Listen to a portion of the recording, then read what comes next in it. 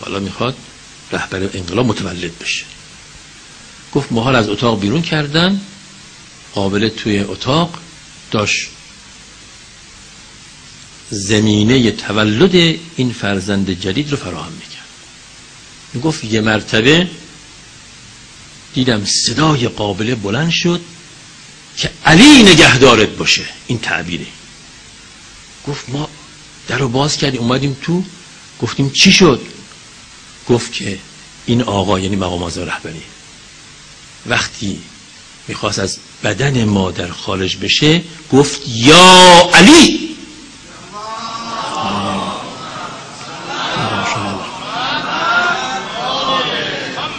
گفت تا این کلام رو شنیدم قابله گفت علی نگهدارت باشه.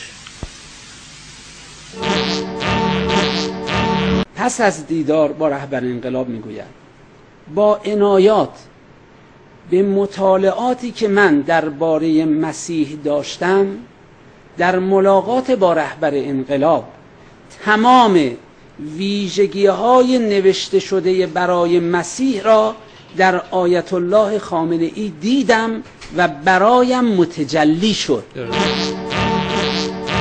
کسی اگر بگوید ولایت فقیه یه مقام تشریفاتیه حکمش چیه گفتید؟